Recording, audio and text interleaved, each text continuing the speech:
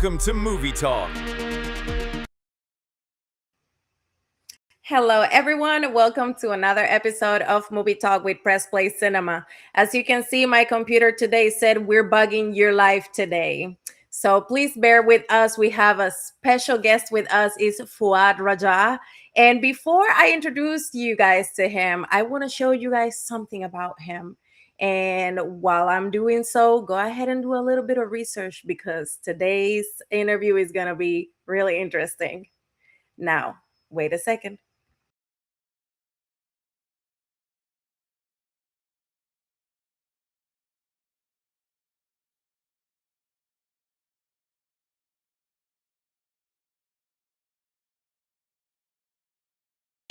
The Emmy also goes to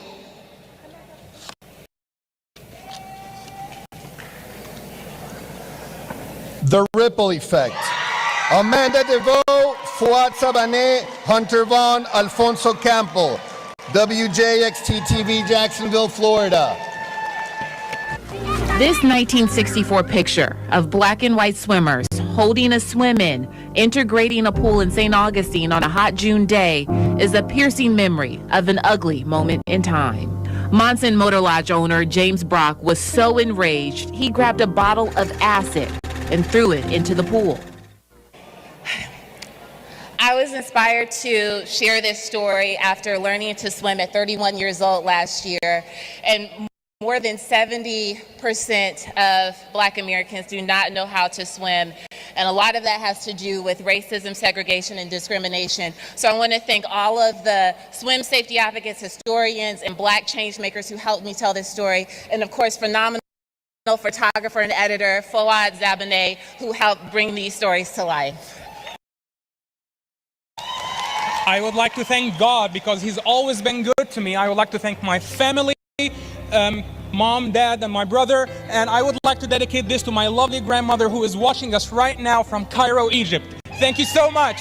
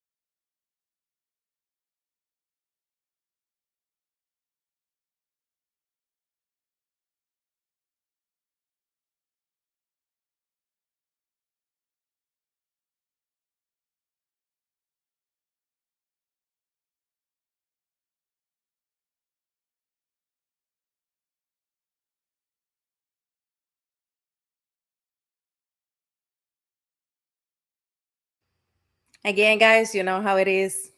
Internet's bugging today, but the show must go on.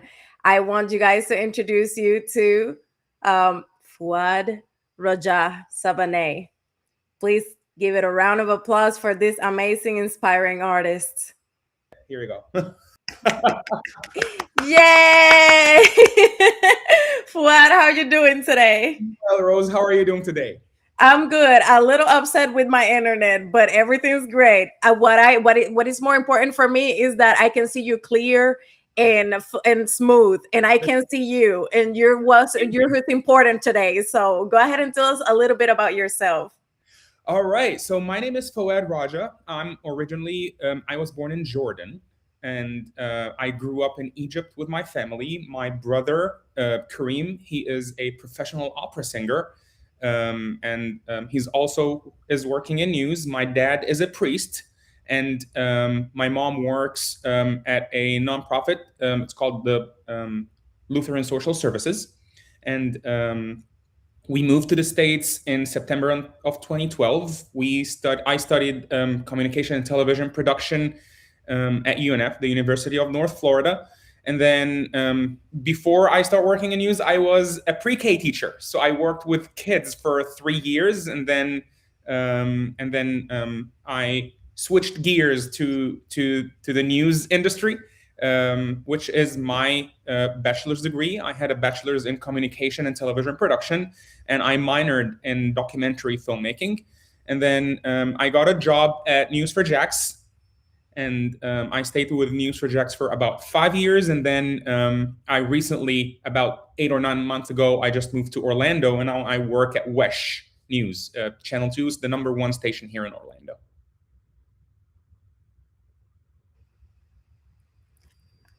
All right, perfect. Well, I just wanted to show a little bit about yourself and your reel. That's what you're seeing over there, for everyone to see your work and everything else.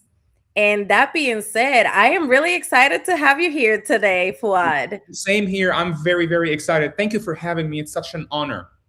No, look, the honor is mine. To be honest, something that I love about this company that I founded was I really got tired of doing stuff for myself.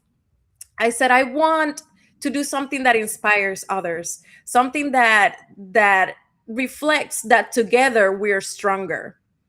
And that being said, it's an honor for me to be right here in front of a photojournalist, one of the most important people that document history and facts the way they are.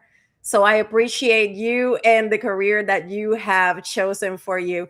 I do know that you do a little bit of filmmaking on the side, and you do voiceover acting. Yeah. Well, excuse me, talk to me a little bit about that, please. Yes. Well, first of all, I'm originally a filmmaker, and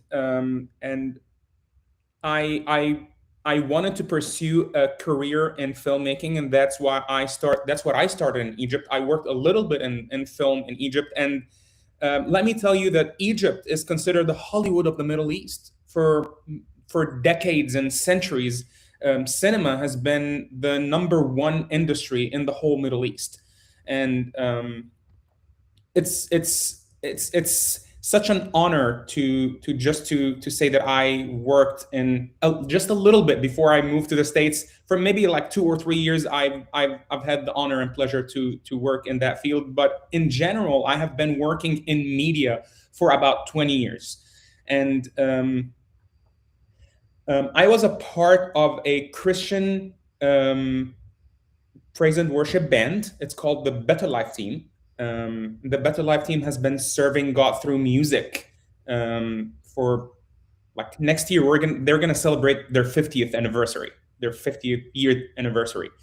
I have been a part of this team for about 24 years, so pretty much the half of the years were when they started. So I started singing with them, and then the person who's in charge of the team saw something different in me. I mean, like he started giving me solos to sing. They publish a lot of albums, a lot of music. They go on world tours. They do a lot of concerts all over the Middle East. So Magid, who is the leader of the Better Life, he saw something different about me. So he started just giving me solos. He started giving me responsibilities, and then he started sharing my parents, because I was a minor then. He started sharing my parents' phone number with other companies that reach out to the Better Life looking for singers and voice actors. And 2 of the most important companies that I've worked with in Egypt was the Egyptian Bible Society and Disney. So I've had the pleasure and blessing to be a part of a well-known kids show called the VeggieTales. I don't know if you heard about it or not, but I just grew up watching them. Yeah, it's well, I was one of the original singing voices in VeggieTales that portrayed Junior Asparagus, which is one of the characters. So That's amazing. I was the singing voice, and then I've worked with Disney on several movies. Unfortunately, I cannot really say in public what characters I was playing, but I was a part of Finding Nemo. I was a part of Incredibles. I was a part of Bambi, and then a few other episodes of like the regular Mickey Mouse Club. That is amazing. That is amazing. Can you give us a little impersonation of Mickey Mouse? Oh my God. I was about 12 or 13 years old when I did that. I'm Oh, you was a tiny little. Oh, yes, yes. And that's what I really appreciate. That's why I really appreciated in Maggot, the Better Life Leader, is that no matter your age is, he saw that you're a talented guy, you're a talented person.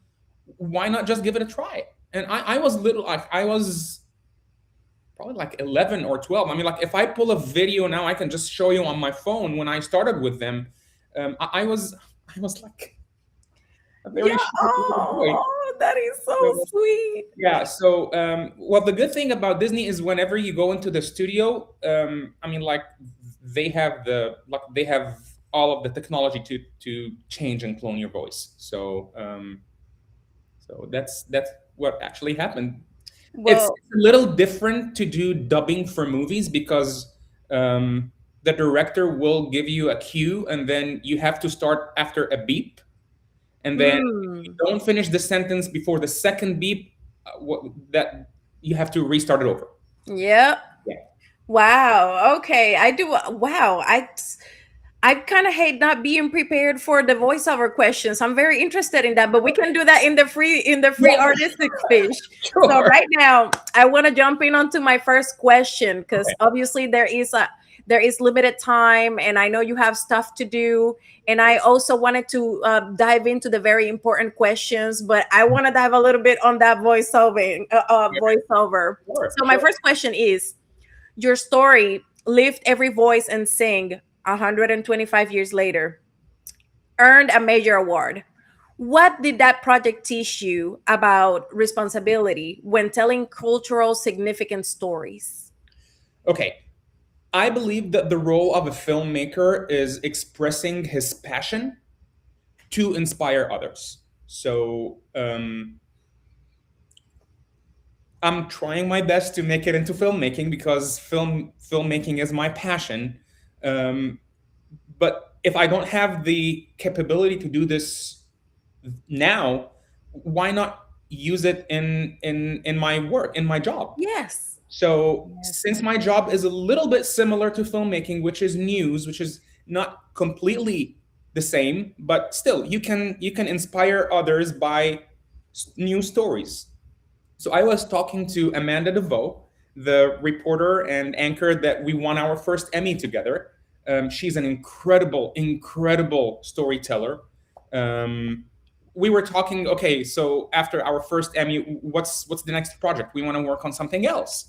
So she said, okay, there is this song. I don't know if you know it. It's called Lift Every Voice and Sing. I told her, Amanda, my dad is a priest. Lift every voice and sing. We sing it we sing it all the time at church. So of course I know it. So she told me something that I never knew for a song that has been around for 125 years old, and it's being sung all over the country. It's considered the Black national anthem. It's being sung in major events like Super Bowls, film festival, like everywhere. We knew that it was written and composed in Jacksonville, Florida. And the two brothers that wrote the lyrics and the music were Jacksonville, Florida natives, and they wrote it in La Villa in downtown Jacksonville. So we said, Amanda, that's a great story to inspire the people of Jackson. That's a major song that's being sung all over the world, and it was born here in Jacksonville. So why don't we just do a story about the history of that song? So we started digging and researching and just we spent about 4 months only for researching and interviewing. Usually a news story, you just go, shoot, edit the same day. But thankfully, News4Jax gave us the freedom of time to research because they knew how important this song is, and they did not give us a time limit, which is rare in news. A news story should last no longer than 2 minutes. We ended up with 8 full minutes for this. Oh, wow. And they approved the 8 whole minutes? Well, the original was about 11 minutes, but we had to shrink it down a little bit, and the best that we could that we could do was 7 minutes and 30 something seconds. Yeah, I mean, it's a very important history for the people of, not just for the whole world, but for the people of Jacksonville, Florida. So Exactly. It was born right in Jacksonville. And the thing is that not like 90% of the people that watched that story, they knew the song. They did not know that it was written and composed in Jacksonville. And that's the beauty. yeah, I mean, I was there for a few years. I didn't know that. Yeah. I've been singing that song. That's the beauty of filmmaking, that it can highlight things that people don't really know. And when you see it on screen, oh wow, did that really happen? Did that really was that written here? Was that done here? Oh, I didn't know. So that's the beauty of it. So we worked on it for 4 months, and we were able to, of course, it's a 125 years old song, so the Johnson's brother are no longer alive, but we were able to track down. Yes, we were able to track down and interview the only living relative of the two Johnson brothers, which turned the story 180 degrees. I mean, like when you speak to someone who's related to an iconic figure in Jacksonville that did something that is being recognized by the whole nation is such an honor. I mean, listening to you speak right now, it's like I have like teary eyes and everything. And that's what I love about this industry. Like it doesn't, I understand that filmmaking is your passion, but I love that you're using your passion to put it into your job and giving quality work for people to not just experience, but just soak in and be educated and feel passion too. Right. Because at the end of the day, this is an industry that dares to inspire, and I love that you do just that. That's true. Let's go to our second question. News photography often means capturing people during vulnerable moments. How do you balance visual beauty with ethical storytelling? Okay. Photojournalism is a little bit different than cinematography. There's a major difference. Cinematography, you can repeat the shot 4, 5, 10, 15, 30 times until you get the product. With photojournalism, you get one chance. Exactly. News, you only get it one time. It's just like filming weddings. I mean, like if you filmed the bride coming down the aisle and you forgot to click on the record, but you cannot ask the bride to go back and walk. It's only one time. It's only one time. And I believe that practice and passion combine very well together in the news photography, because you want to capture a beautiful, well-established frame shot. And at the same time, you only have one time, one chance, one shot to do it. That's the challenge and the beauty at the same time. Sometimes, well, the most of the time we go and cover not really fun stories, because we cover news of the day, and the news of the day might not be fun. But I think that here it comes the creative storytelling. When you are in the street, on the sidewalk, just filming, God forbid, a crash in the middle of the road, how do you want this to be creative? So I mean, like, there are a lot of ways that we go around and just not show the whole, like, we, here comes the challenge that we need to show the whole story, but not to show the whole story so we don't traumatize the viewers at home. Yeah, like you need to show the whole story because the people need to know the truth, but at the same time you want to protect these people's integrity. Exactly. Thank you.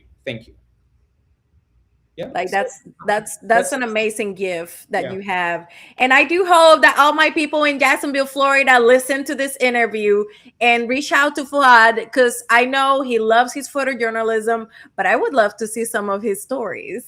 And I love for a fact that my internet said, you know what, this interview is getting good. Let's fix everything.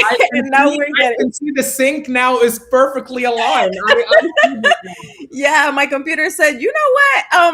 I'm liking this. Yes. Let's fix everything here. Usually technology is here to help us, but sometimes when it goes the other way and it just messes everything up, oh my gosh, that's not the reason why I use technology. But I mean, like, thank God for technology. I mean, like, I Hey, can talk to my God willing, God willing. Yes. Question number 3.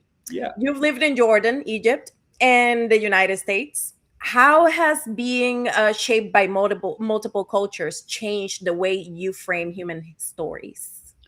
Well, I lived the majority of my life in Egypt. When I moved from Jordan, I was 4 years old, so I didn't really get to experience the whole cultural lifestyle in Jordan, but we used to go every year to visit my grandparents.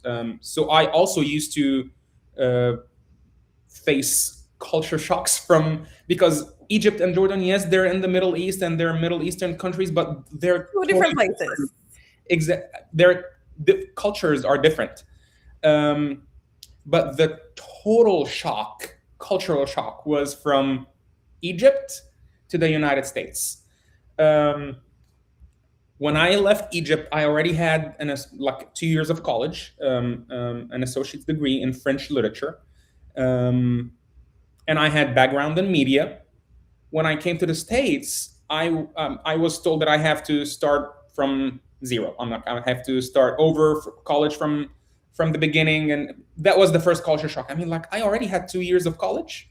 You don't want to count this towards my degree. I mean, like, they did count it towards my foreign language classes, but that was a shock for me.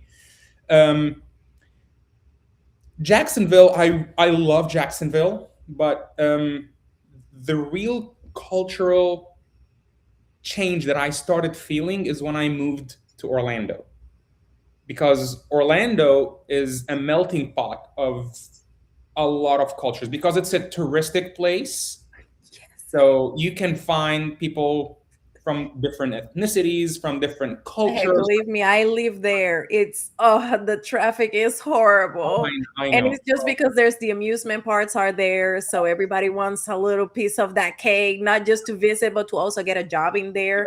I mean, I'll accept, I'll confess, even when I came for the first time in the United States, my first job was in Orlando in the Swan and Dolphin Resort. Okay. In a buffeteria. I was making hella money there though. Okay. But obviously life be lifing, and I had to move out to New York.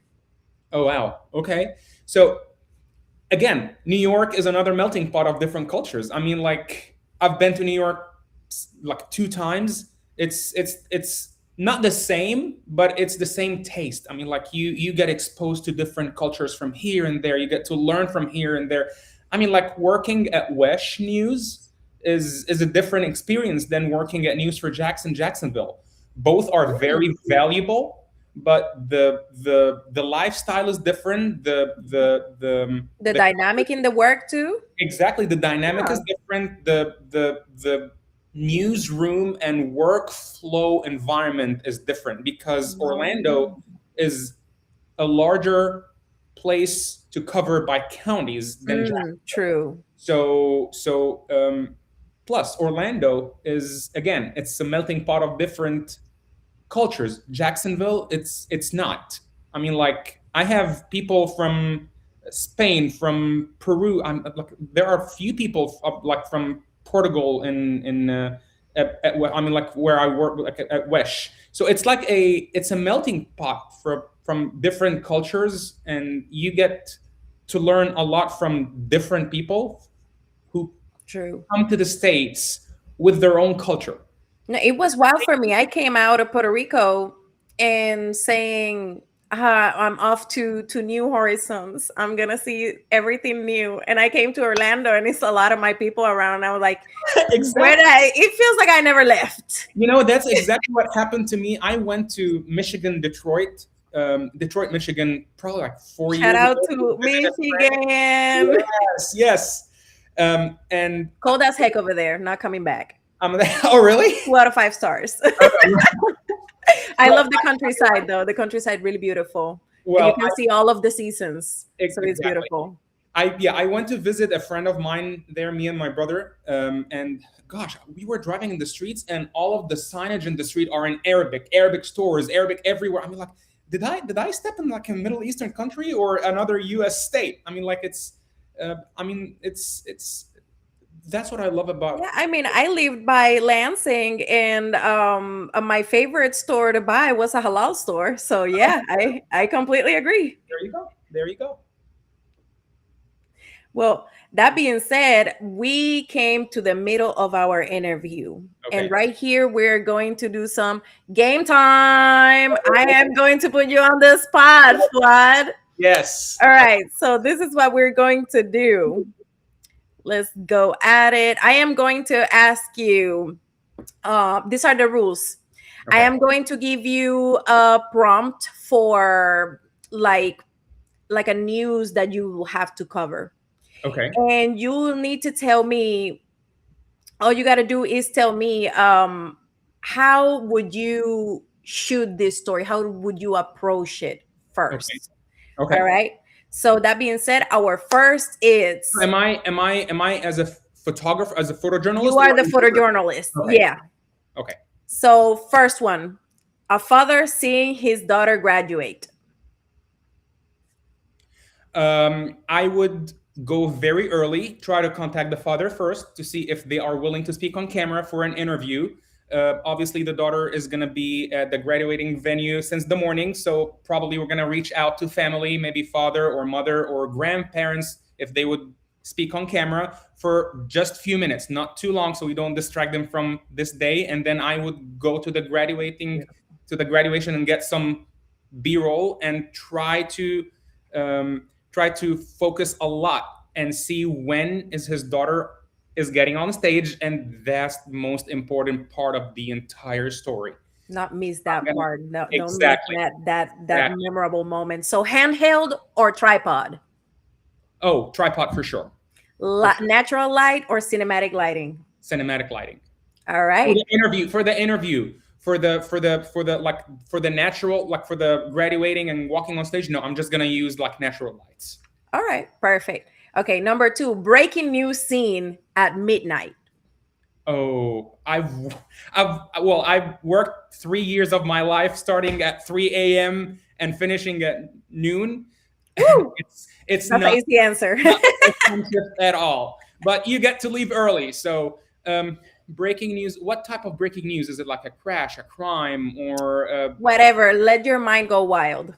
I would go to the station first and load my gear and speak to my reporter. Okay, so if it's what is the breaking news is all about? And on the way to the breaking news, I would engage a conversation. Okay, how do you want to do this? Are we going to have a briefing from the police? Are we going to use the briefing in the package or in the story?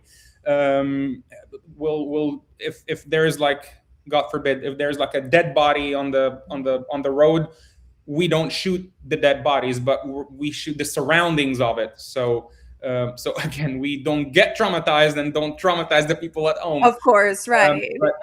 But I'll see the key scenes and try to focus on them, like police lights. I love doing police light blurred all the way and put text on screen. Text on screen always help if we don't have enough B-roll, if we don't have a lot of video. Mug shots, if the person who did the crash was arrested, or is he in jail? I'll ask for the police report to highlight sentences from the police report. That's how we usually approach breaking news. Would you go handheld or tripod? For B-roll, I would go tripod, as well as the police briefing on a tripod. But if I need to get close-ups, I would go a little close and do it handheld. Okay. And try not to shake my hand a lot, because back at the station they don't like shaky shots. They'll be like, I don't mind it. Why do you know better? I don't mind it. I don't. To be honest, I'm that type of filmmakers that I would go closer to the. I mean, like, movement for me is the most important thing. I mean, like, now if you watch any movie, motion is the most important thing. Yeah, and I also thought that even though in post production you can stabilize to the best of its ability, of course, Yes, the yes, technology can work, but it does not make miracles.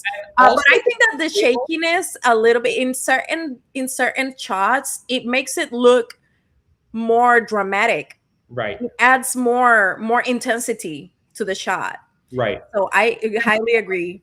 Especially if you're covering news and you want to boom, boom, boom, like quick sequence of Yeah. roll, that would be very helpful because you're just building that sentiment of drama because it is a crash, it is a scene. So you don't want to keep the shot on screen for like 5-10 seconds. No, it's like 3 seconds, 2 seconds, 4 seconds, 2 seconds. I mean, like the drama, like it builds up the drama feeling, and that's my style. So let's say it was a car crash. Would you use natural light or cinematic lighting? natural. No, I would not. I would not use cinematic light because it's again, it's This is not for my personal project. This is telling somebody else's story.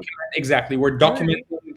It's live event, and sometimes we go live, so we don't really want to. Not sometimes, we go live all the time from breaking news. So you don't want to break that personal space, especially for the person who is injured or whatever. We always keep our distance. For example, when we go and cover like funerals, if the person who died, his family don't want media, but we have to cover it just for media purposes, we always keep our distance. We keep our space. That's so we nice. go all the way at the end of the street, and we just, in this case, it always has to be on a tripod. We never use handheld because we try to zoom in all the way in as far as we can, so we can, number one, do our job, because it's our job at the end is to cover and document these events. Number two, to keep the privacy and respect the distance for the person who's dealing with not really easy situation. That is very true. Yeah. Now, third, a person, you have to cover the story of a person that's walking into church after years of not visiting. How would you approach that story? I would ask for help for another photographer to be with me, whether it's going to be with a reporter or not. I would also ask the reporter to film on his camera. I would, first of all, the setup, I would put a camera inside of the church, just aiming the door. And my camera is going to be outside behind him. First of all, I would put on a lav mic immediately as soon as I meet the person. You know, when a rule of thumb in news, people really get afraid from the handheld mic that has like the flag for the station. They tend to be, oh, should I say this? Should I say that? I don't need to say this. But when you put the lav mic on them and just leave them free, they're gonna forget about the lav mic. So they're gonna be as natural as they can. So I would have a camera inside, a camera outside behind him, and I would just capture all of the. I would interview him first before getting in the church, and then I would interview him after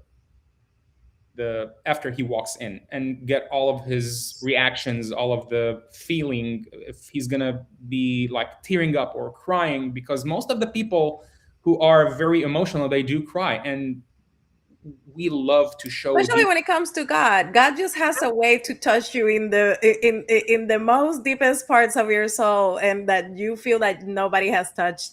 That's true. That's true. I agree. So based on your explanation, I do believe inside and outside are going to be tripods. Yes. Okay. Yes. Okay. No, outside I would do handheld. Okay. He's going to be walking in the church. The camera inside is already still on a tripod. It's going to get him walking in. Outside, I would just walk with him behind him so he doesn't see me. He doesn't care about the camera. I don't freak him out with the big, bulky 60 pounds camera. Right.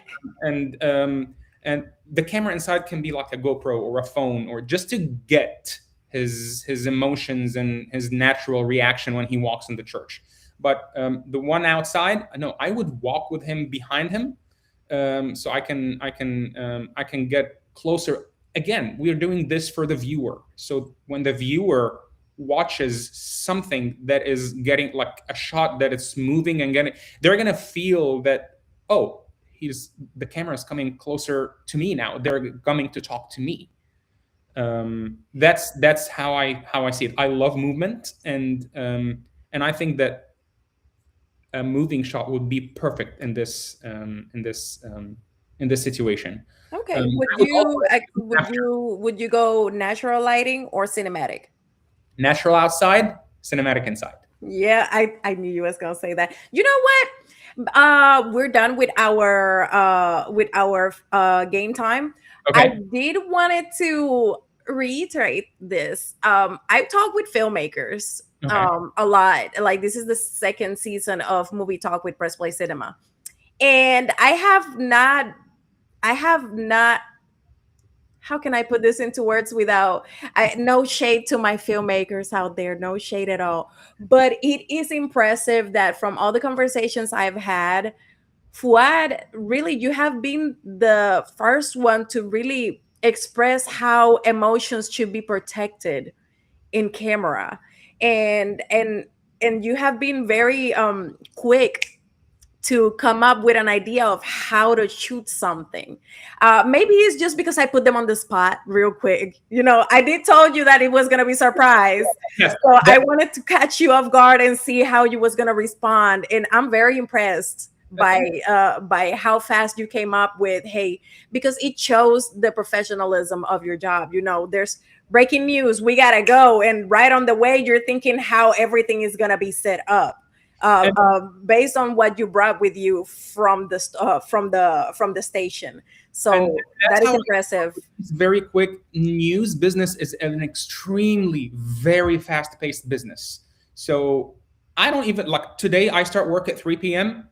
I know who am I working with because they set up the schedule from earlier, from yesterday. But we don't really know the story because we go into a meeting called the editorial meeting. Okay. Every reporter pitches their ideas, and then the executive producer would choose, okay, you with Fouad are going to go and cover this. I don't really know what am I going to work on today. So the on-the-spot moments is the number one factor in news. So we go, we get our assignment, we drive. Orlando is huge. So I remember the closest assignment I've drove to is about like an hour and a half away from the station. And we have this time, like the hour and a half to discuss, okay, how we're going to pursue that, how we're going to show this on screen. How do you want to do this as a, we're always live at 10. How do you do this? Do you write it down or do you just ingrain it in your brain and it's already automatic? Usually I have the shot list in my head based on the scene that had been explained to us in the meeting. But when we go there, it could be something completely different. That's when I start using my creativity. Okay, that's not what I thought about. How am I going to do this now?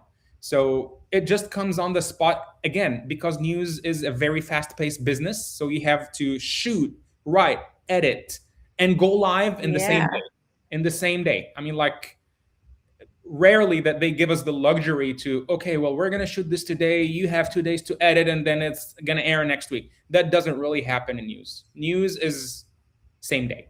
You know what's funny, Fouad? I think I'm going to show this interview to my daughter. My daughter wants to be a photographer.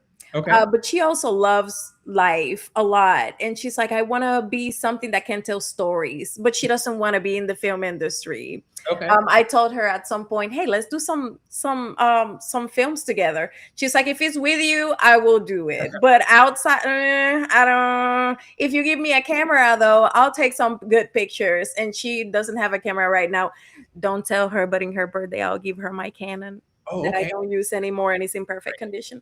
But she uses her phone, and she'll go around. She's turning 15 next month. That's the perfect age, to be honest with you. Yes. That's the perfect age. Yeah, so I'm like, I feel that the way you express yourself, it's something that I've seen in her when she's talking to me about her passions.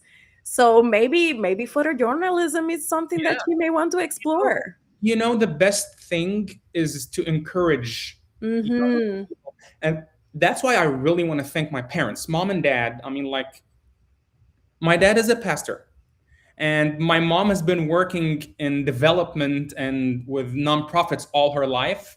And I'm sure that they wanted me either to work in development or nonprofits, or my dad wanted me to be a pastor, just like him. That's how parents want their kids to grow up. Like, maybe. Yeah, they want some of them want their kids to follow into their footsteps. Exactly. But my parents said, okay, well, you're gonna choose your own path.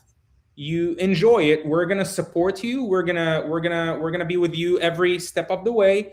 But the most important thing is just keep your eyes on God and just submit Hmm. to His will, because His will is better than ours, and Yes. timing is better than ours.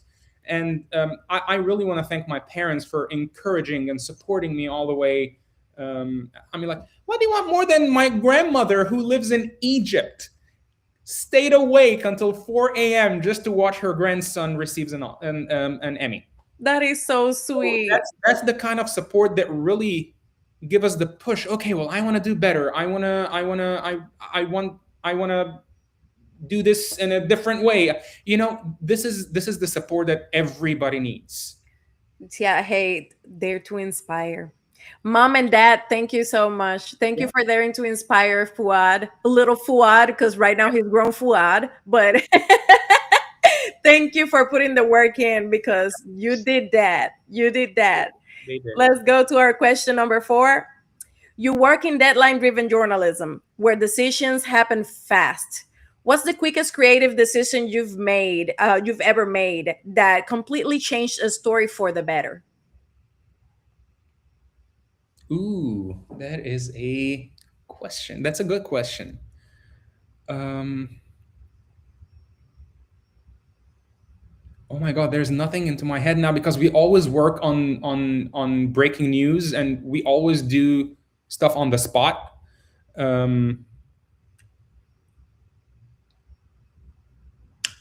One time, I was still in Jacksonville, and I was working weekends, and I did not want to work on weekends. And that weekend, I was literally about to call in sick because I was not feeling well that day. But I said, okay, well, just a shift. I'm just gonna go and finish the shift and then go home and rest. Um, I went in. It was a very quiet morning, and all of a sudden, whoop, breaking news! There is a car. The driver and her husband were both drunk, and they hopped in the car into a school zone area. Yes, it was a weekend, but there was like a baseball. Yeah, I or believe it was. Yeah. They didn't kill anyone, but they were drunk and just driving, and it's a private school area, and they just crashed into a tree, and the tree just fell on a part of the building. And then they just turned the car, and they escaped, but the cameras got them. Oh, wow. So we were sent immediately. One of our anchors, her daughter was playing in that football game, and she said, this happened. The police is here. If you can send in a crew, just do it. Believe me, none of the other stations wanted to go. We took the decision that we wanted to go. We went, we covered the story, And then we were told that the car was hidden somewhere near a public storage. And I remember my reporter, his name is Aaron Farrar. He is my best friend. He said, I told him, Aaron, I'm not feeling well. I don't think I want to drive there. He said, okay, well, let's just drive there and see what's going to happen. If not, we'll just return back at the station. And it turned out to be a very, very big story. And we were the only station that were allowed in the courtroom. And we were able to cover the story. Yeah, you guys responded first. You guys cared first. Exactly. And then we were able to, and it became one of the major stories that drawn a lot of attention on social media. Wow. Yeah. Wow. It's during this process where that was happening, was there a moment where you kind of like put your input, like, let's approach it this way. Like, I already have it in my mind how it's gonna look. Let's do it this way. And maybe somebody said, you know what, Fouad, that's the right one. I think that's the best angle. Let's go that way. Yeah. Well, the reporter, Aaron, and I, we just wanted to do it like a regular story. And then he said, okay, well, it was, to be honest with you, it was not my idea, but I'm the one that executed it. Aaron said, okay, why don't we just film a look live in each location and just do like a creative wipe transition between, because it happened in 3 different locations: the school where the tree fell. Wow. Wow. Yeah. And then the storage where the car was hidden. And then the ramp down a bridge where the 2 people that were driving the car, they were hidden there. So they were arrested there. They hid their car somewhere else, and the accident happened. Like, there's about a 1.5 mile radius in between the 3 locations. So he said, okay, why don't we just do a look live? A look live is like he is standing and just explaining what is happening in the background. That's why we call it a look live, because it's not live, but it looks like a live shot. Right. So we just filmed him in each location, just explaining what happened. And in editing, I just did like a creative transition. That creative 5 seconds, what took the story into a different place. It was by far the story that got the most social media attention. Yeah, I mean, well, that's something that would keep my eyes glued, like, oh Lord, like, yeah. And the fact that it was a less than 1 mile in every spot, it's like, you guys obviously they were very drunk, they were really scared and in shock, and they were trying to hide themselves, but obviously because of the influence, they were not really good at that. Yeah. But hopefully they're into a better path right now, and they're not drinking and driving anymore. I hope so. Yeah, we can only hope and pray for them. Exactly. Last question for today is, after everything you've filmed, news, tragedies, inspiring stories, award-winning pieces, what kind of stories are you still chasing that you haven't captured yet? Gosh, I love biopictures. My dream, whoever the person is, I am dreaming one day to direct a film or a news story about someone that did something significant. I know that Lift Every Voice and Sing is pretty much like the same idea, but I'm talking about like a full, in detail, in-depth information about somebody. I recently just watched the movie Michael from Michael Jackson. Yeah. I haven't watched it yet. Don't be spoiling me. I'm not. But here's the thing. Here's how films inspire people. This is how motion picture is. It makes a lot of difference. I mean, like, I've never been a fan. I don't want to say not being a fan, but I didn't listen to Michael Jackson's music, to be honest. But if there's like a song that's playing on the radio, I would listen to it, but I won't go and search for a Michael Jackson song. I went with a bunch of my friends to watch the movie. Like the second day it got released, and we watched it in a Dolby theater where the surround sound is all like, it's all around you. Literally, people were just standing up in the movie theater and just dancing to his music. Wow. Yeah, I can definitely imagine. Like hey, Michael Jackson pops up in the shuffling in my Spotify. No free ads for you guys. But No, but it will pop up and everybody here will just start and my kids are like they don't know nothing about Michael Jackson, but it's his music is so it just hits a spot inside right. you. That's For why example, my favorite one is they don't care about us. I think that I that did see the song music video for this. It's speaks for incredible. all of us. Yes. For all of us, black, white, brown, yellow, whoever it is, in whatever situation you are, just know that you're not alone. Incredible. And that song really it tells you the truth. It just tells you the truth. And we have to at some point get together as a society and as humanity and Right. make a difference. Right. And that's how filmmaking comes into action. I really enjoyed the movie. I love the movie. Now I'm playing his music all the time. I from like it's a completely just draw a line before and after. I didn't really listen to his music. I didn't. I mean, like I didn't care to type in and listen to his music on purpose. Line now, I play him in the car all the time. That's the beauty of filmmaking, that it can change, it can inspire, and um it can inspire you to do a lot of things that you never even thought that you were able to do. So Inspire you, most importantly, inspire you to make a good difference. exactly, and that's what I want to do. I'm like, if you ask me about one type of stories that I want to do or cover, I really want to do a biopic. And there's a person in specific that I want to do. I won't spoil it now. No, don't spoil it right now because there may be other photojournalists being like, let me see if I can I get have to that done person first. I have done this a lot. I've always been dreaming to, since I was a child, I want to do the Lion King with real animals. I want to do the Lion King with real animals. I've been telling my friends and my family. And then when I came here, I just started texting people. I want to do the Lion King as with real animals. That's my dream. I want to do this. And all what I know later, John Favreau on his Instagram, Lion King. Yeah, you know who that happened to? Oh, my friend. He's a friend of mine. His name is his last name is Cherry.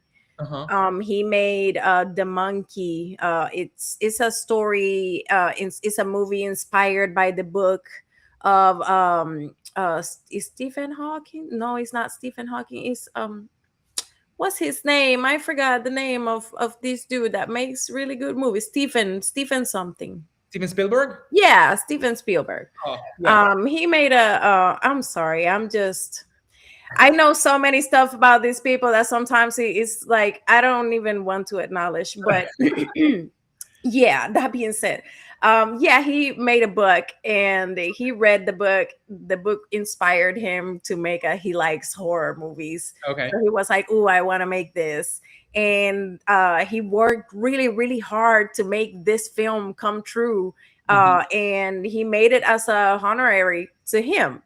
You know, I don't think he said this out loud, but I know what he was trying to do because I know the heart of a filmmaker.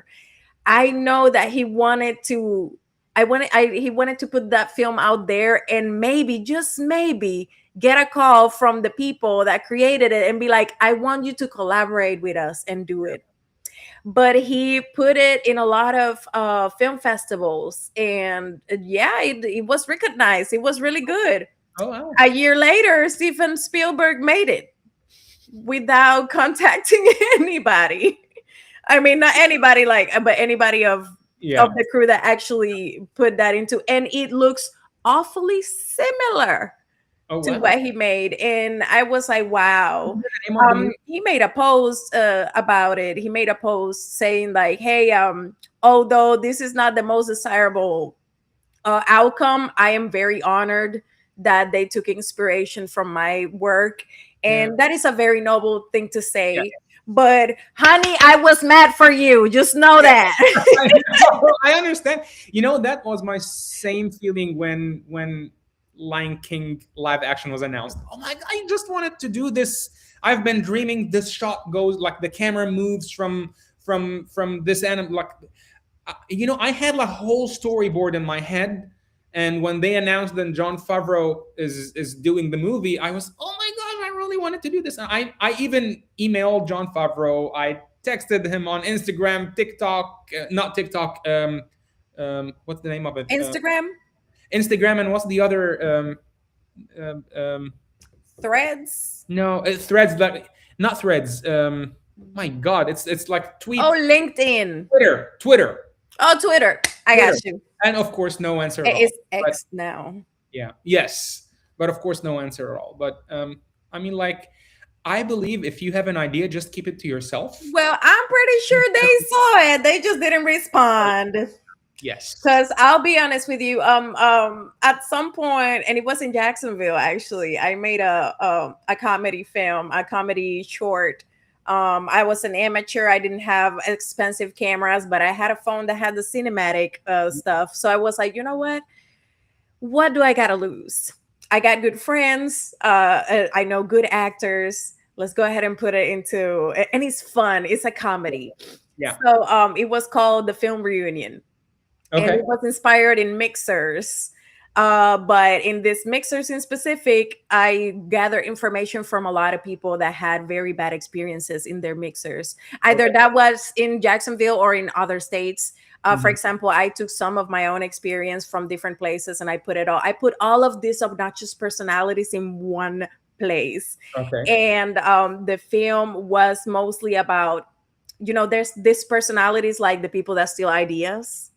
The people that takes credit for your ideas, the person who does not want to support you but wants everybody to support them. It's every personality is in there, and absurd rules as well. So it was funny to me. I put it out there. I wanted people to see what needs to be addressed in our industry and what can be fixed. Okay. So yeah, have fun, laugh at it, and have fun with it. But let's look a little bit into it and change it for the better and for the grace of the filming community. We're all here to work together and make stories that inspire. So let's put that into context. How does that look like for us, and how can we address it in a way that respects everybody? Right.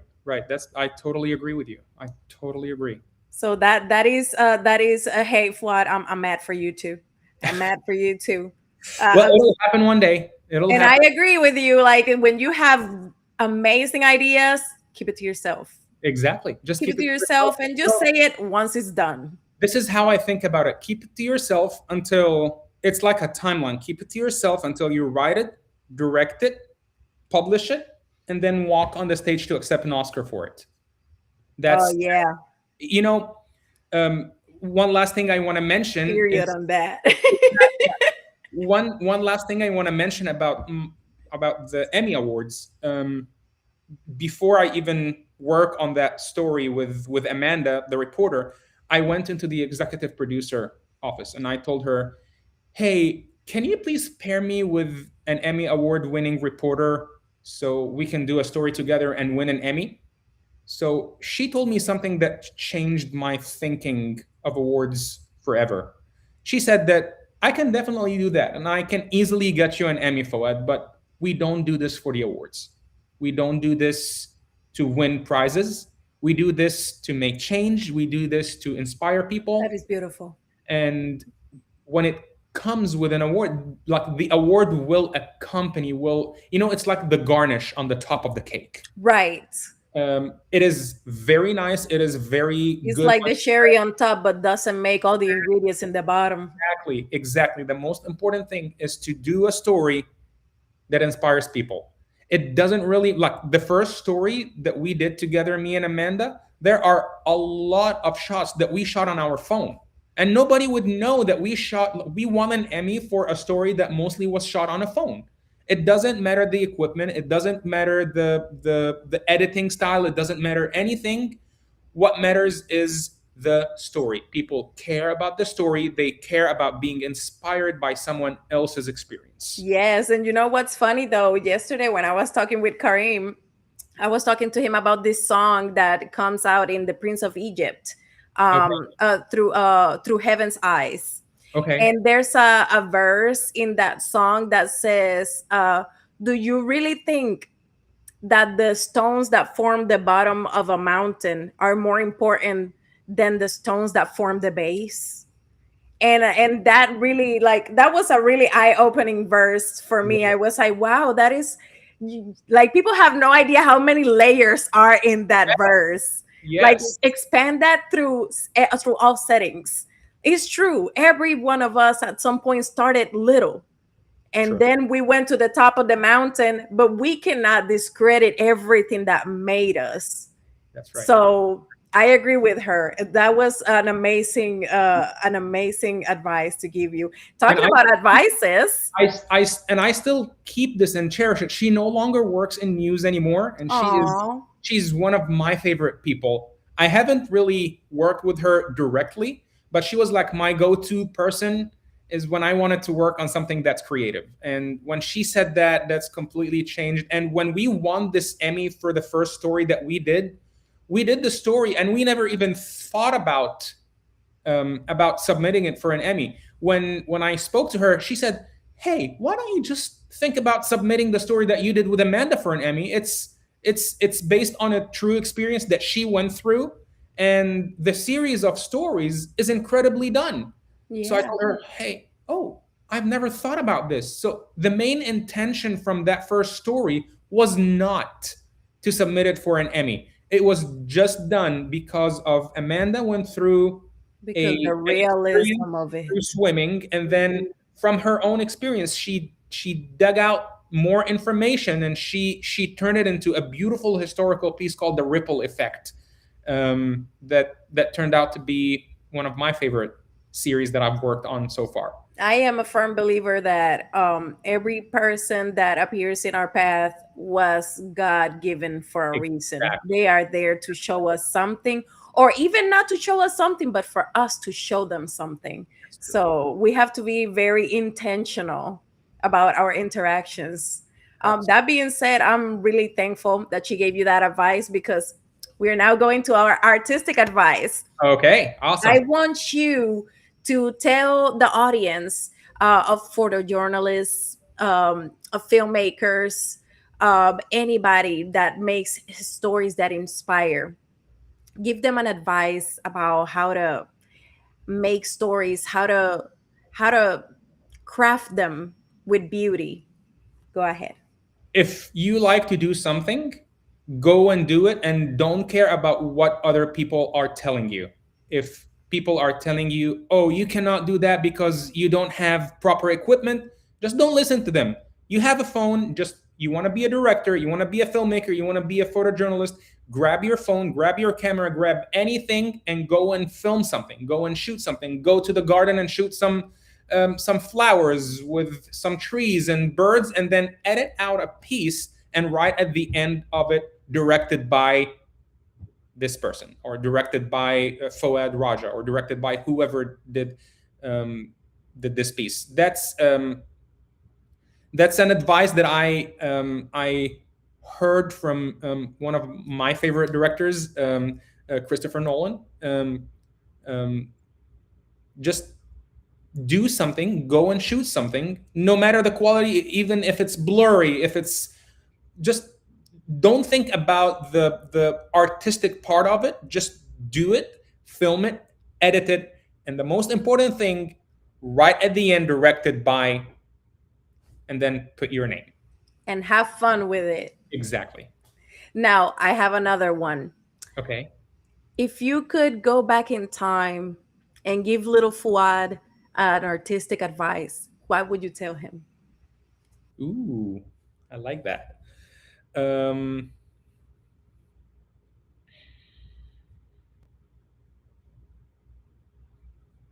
oh wow, that's a very deep question. Um,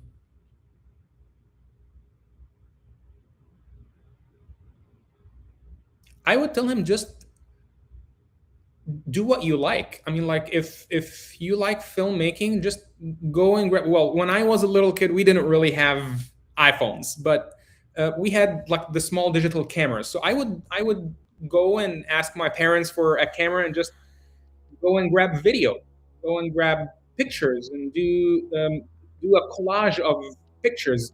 Um, when I was a little boy, I we had a digital camera, but I wasn't allowed to touch it because I was still young. But my passion to filmmaking started when I grew up a little bit, when I was in like middle or high school. But I would just say, just go and do what you like, no matter what it is, no matter how, and just enjoy the moment. Don't lose your childhood in other things that you're not going to benefit of in your future. Amen to that. Amen to that. You couldn't have said it better. Now, that being said, we're going to our last segment.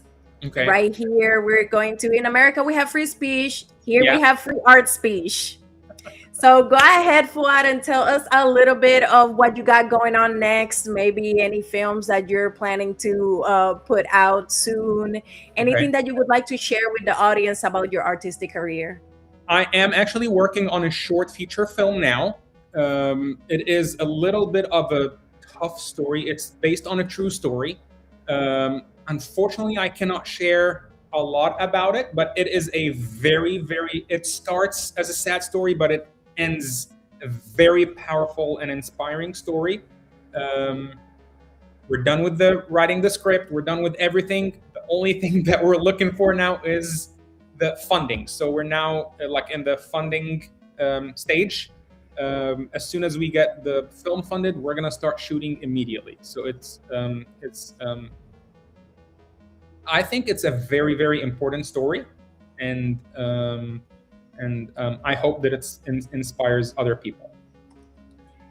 All right. Well, I'm trying to look here for your Instagram so I can put it up here in a QR code for people to follow you. Okay. Because I want them to be in the know of this project that you got going on. I know you can't say much, but at some point you're going to start. The only thing I can say about it is that it's called Hello Neighbor. That's it. That's all I can say. Hello Neighbor. Why does that sound familiar? Huh. Really? Maybe it's just something else. It's not necessarily what you spoke Well, about. I see that your Instagram it's private, which understandably so. Where can people find? Oh, never mind. You got a link tree here. That's it. Yes. Let's do that. Yeah. I have a link tree. All I have right. LinkedIn, I have Facebook. All right, that's it. Let me show everybody right here.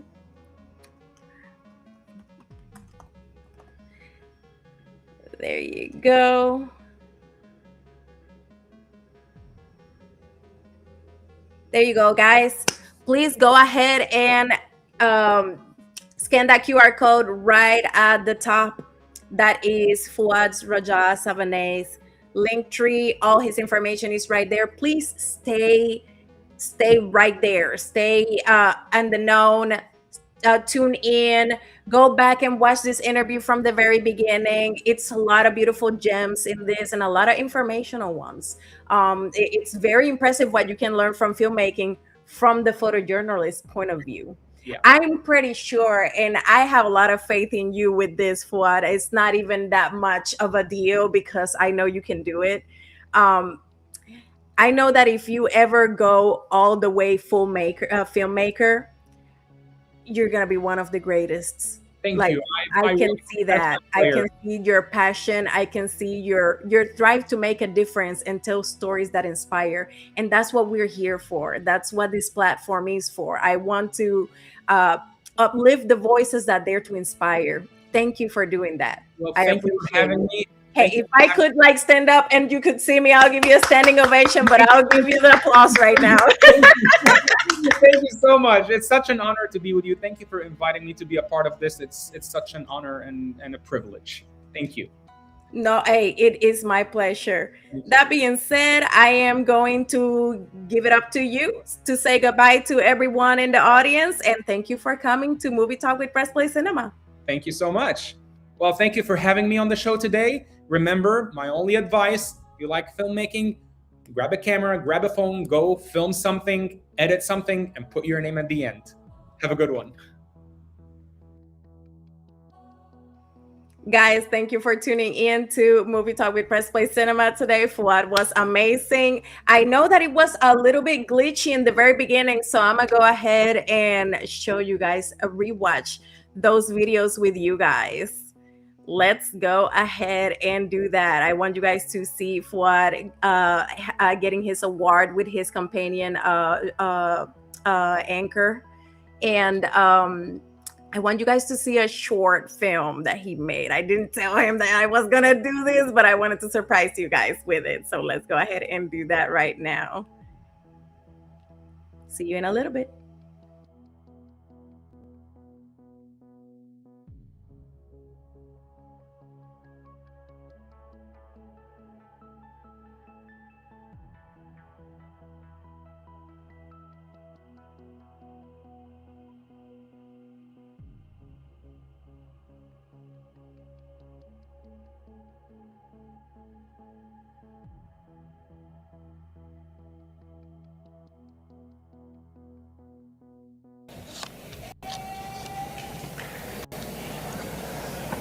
The Ripple Effect.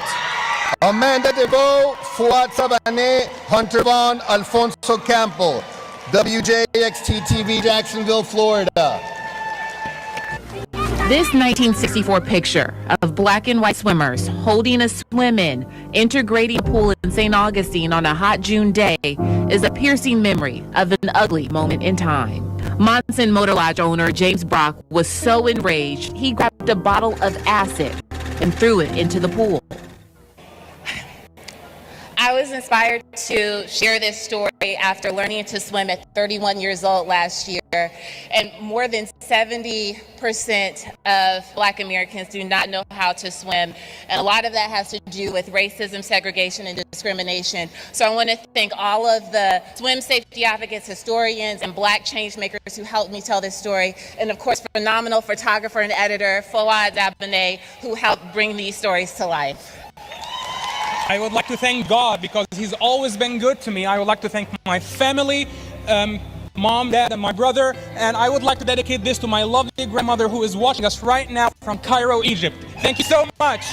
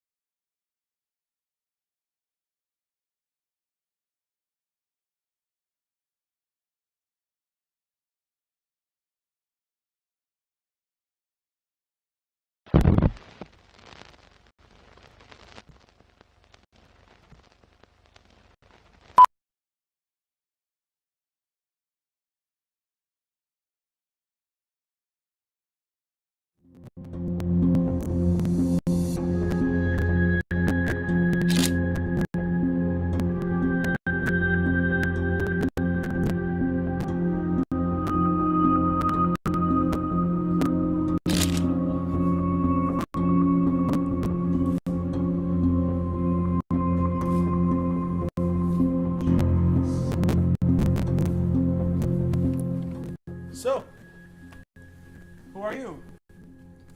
I'm Dominic Prentice, agent for Wells Insurance. Someone's got to assess the damage around here.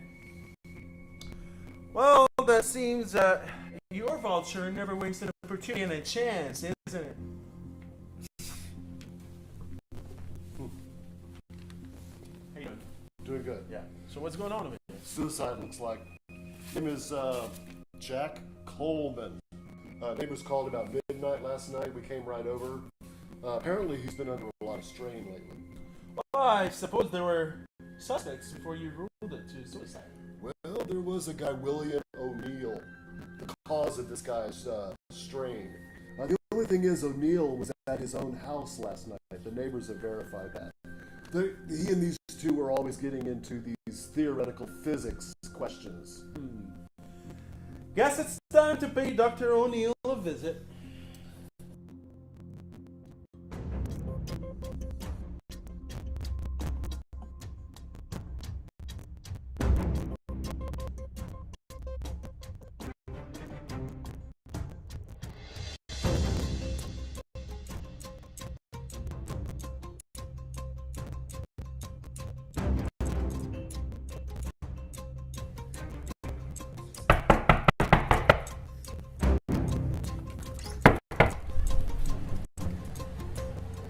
Are you William O'Neill? Yes, I am. Didn't I just see you on the street a second ago? You must have been mistaken. But yes, I'm Dr. O'Neill. And who are you? I'm Detective Hartford, police. And what's this in regards to? Jack Coleman. Well, come on in, Mr. Hartford.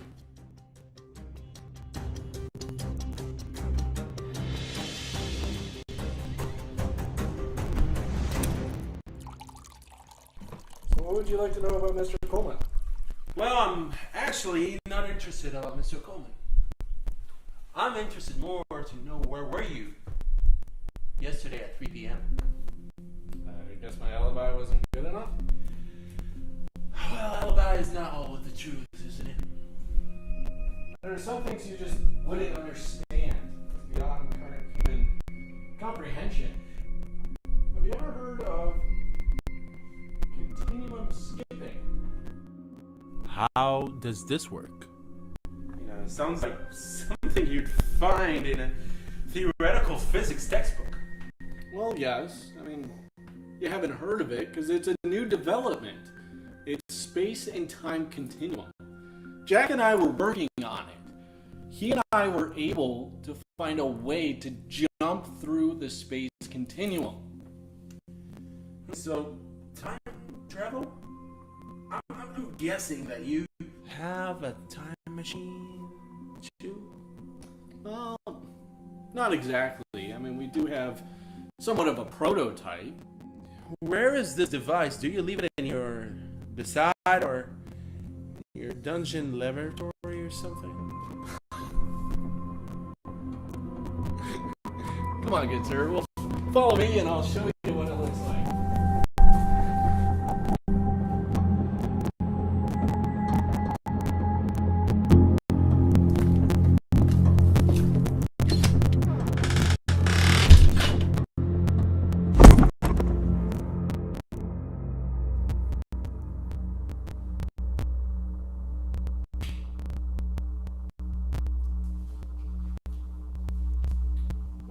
Well.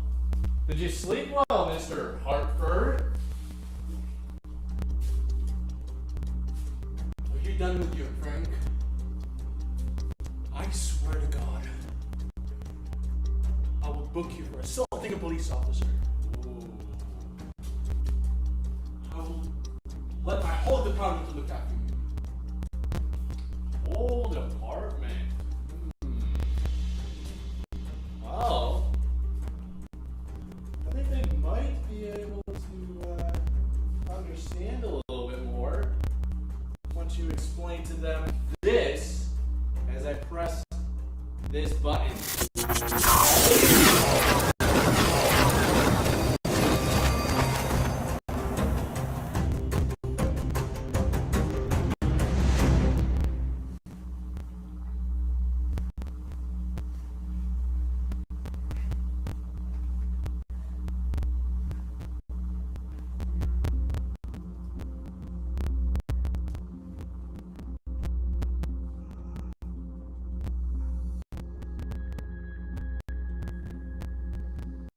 You want to destroy my life's work.